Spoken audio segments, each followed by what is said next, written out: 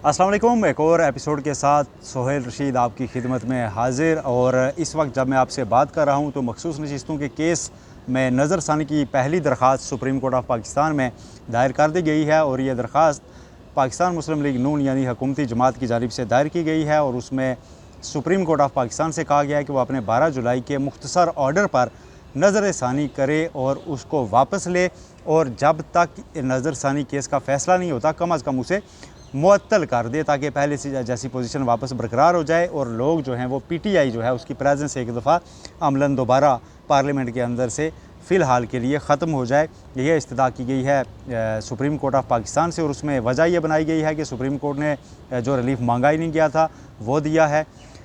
ये तो थी नज़रसानी की दरख्वास्त, लेकिन आज के व्लॉग में जो हम असल बात करेंगे वो ये है कि क्या फ़ौरी तौर पर नज़रसानी मुमकिन भी है सुप्रीम कोर्ट में या नहीं।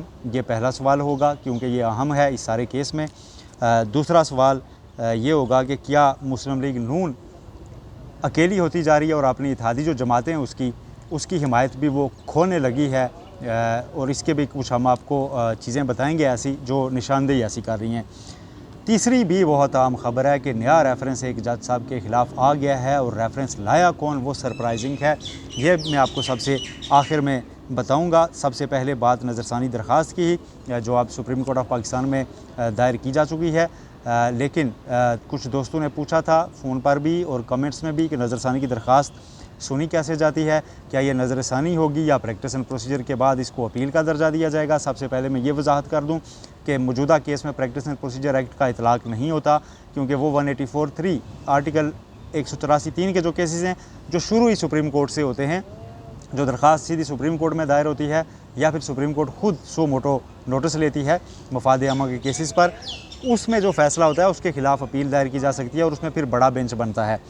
ये जो केस था इसमें इलेक्शन कमीशन का एक ऑर्डर था जो पेशावर हाई कोर्ट चैलेंज हुआ था, और पेशावर हाई कोर्ट के फ़ैसले के ख़िलाफ़ सुन्नी इत्तेहाद कौंसिल की ऑलरेडी यहाँ अपील थी। उस अपील का फ़ैसला किया गया, लिहाजा इसके ख़िलाफ़ सिर्फ रिव्यू पिटिशन नज़रसानी की दरख्वास्त ही आ सकती है। और नज़रसानी की दरख्वास्त का असूल ये है, कानून ये है कि जिस बेंच ने सुनी थी वही बेंच उसको सुनेगा।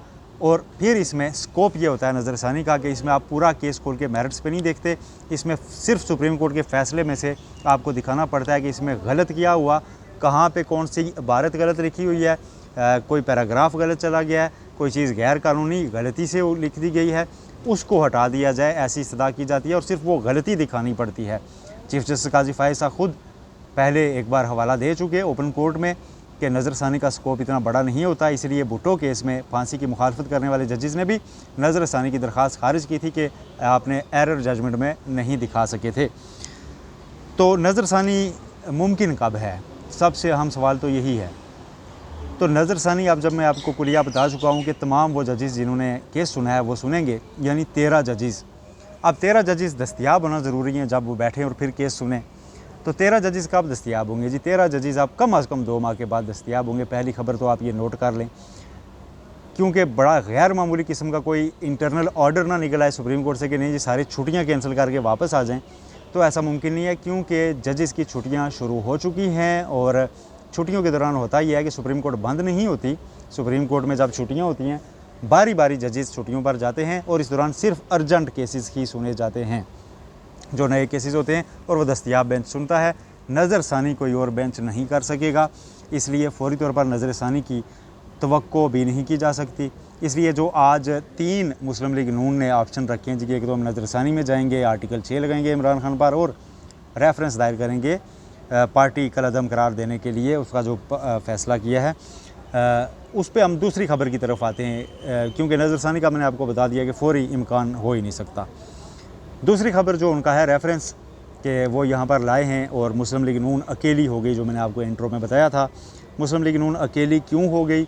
मुस्लिम लीग नून अकेली इसलिए हो गई कि बज़ाहिर जिन जमातों की उसे आम हालात में हिमायत रहती है, जैसे ही हुकूमती वज़ीर की जानिब से ये ऐलान सामने आया कि वो पाकिस्तान तहरीक इंसाफ को बैन करने जा रहे हैं, उनको अपने देरीना साथी वो भी इस पर क्रिटिसाइज़ करने लगे हैं। और कुछ जमातें अवामी नेशनल पार्टी जिनकी उनको हिमायत रहती है वो भी उसके ख़िलाफ़ अमलन मैदान में आ गई है। और पीपल्स पार्टी के वाले से भी ये बताया जा रहा है कि वो कहते हैं कि हम जमात पर पाबंदी के हामी नहीं हैं। और शाहिद खाकान अब्बासी जिनका एक बड़ा एहतराम का रिश्ता नवाज़ शरीफ साहब के साथ रहा है। अब वो उनकी पार्टी छोड़ चुके हैं, नई जमात बना चुके हैं, लेकिन वो मैटर करते हैं नए सियासी मंजरनामे में। ये मैं आपको ख़बर की बुनियाद पर बता रहा हूँ, अपनी इन्फॉर्मेशन की बुनियाद पर, कि वो मैटर करते हैं। ऐसा नहीं है कि वो नई जमात में कहीं की भी जमात है, वो मैटर करते हैं मौजूदा सियासी मंजरनामे में। इसलिए सबसे पहले प्रेस कॉन्फ्रेंस उनकी आई है बाकायदा हुकूमत के इस ऐलान के बाद, और उन्होंने धो के रख दिया। उन्होंने कहा कि जमहूरी एतबार में सियासी जमातों पर पाबंदियाँ नहीं लगा करती, और अगर ऐसी पाबंदी लगी तो हम उसकी मजम्मत करेंगे, उसके साथ खड़े नहीं होंगे। और ये तो सियासी रद्द-ए-अमल है, इसके अलावा भी एक रद्द-ए-अमल आ रहा है। वो रद्द-ए-अमल है ह्यूमन राइट्स कमीशन का, यानी इंसानी हकूक़ के कमीशन का। उसने मजम्मत कर दी, अब वो टीवी चैनल्स पे चल चुका है कि हुकूमत, और साथ डिमांड की है कि हुकूमत ये पाबंदी लगाने का जो फ़ैसला है इसको फ़ौरी वापस ले।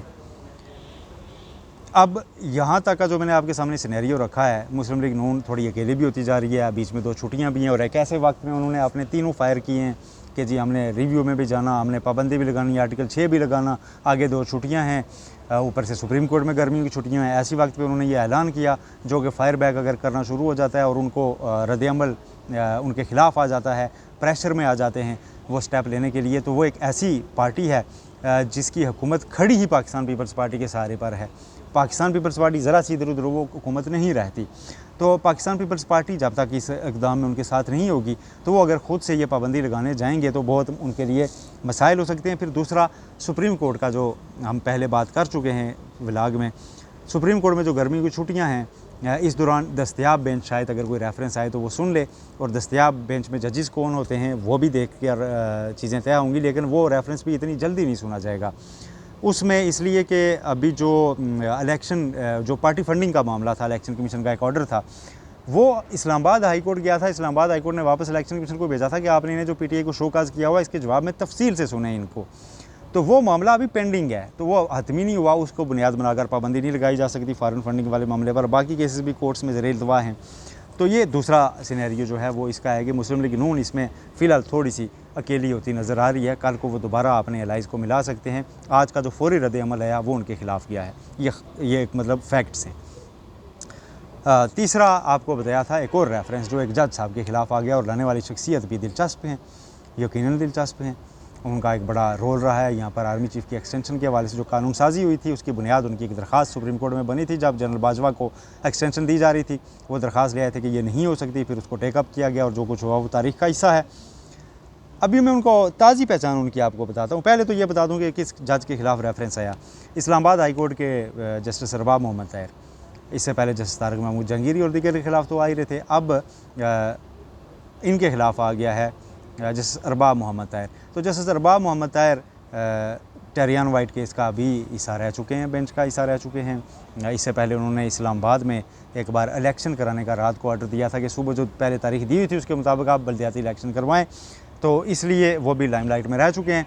उनके ख़िलाफ़ जी रेफरेंस लाया है रियाज़ हनीफ राई साहब, वकील हैं, एडवोकेट सुप्रीम कोर्ट।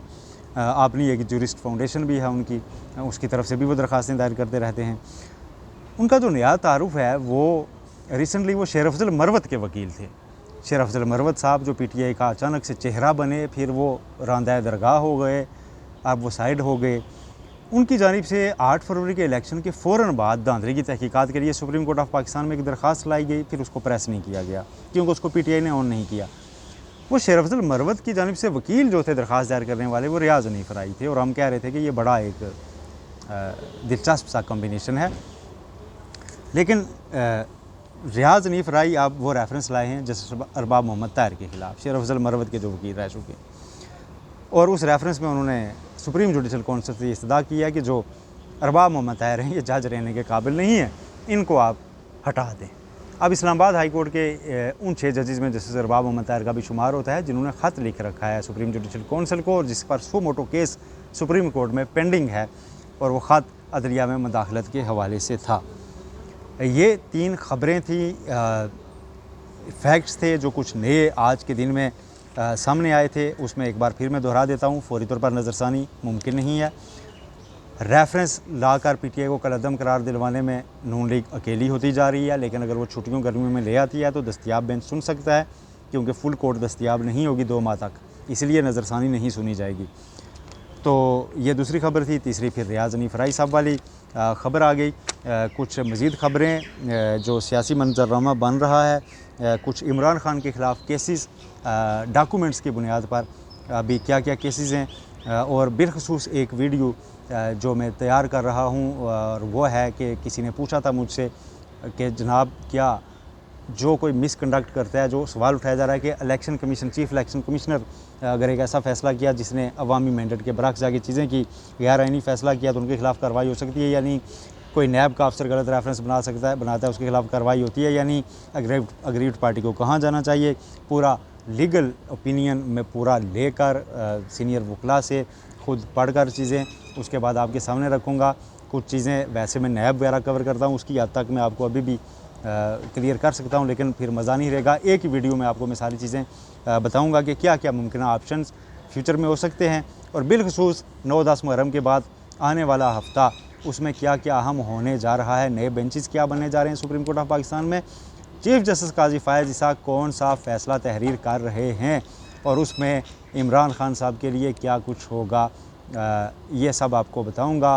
आप दुआओं में याद रखिए तब तक, और अपना बहुत सा ख्याल रखिएगा। अल्लाह हाफ़िज़।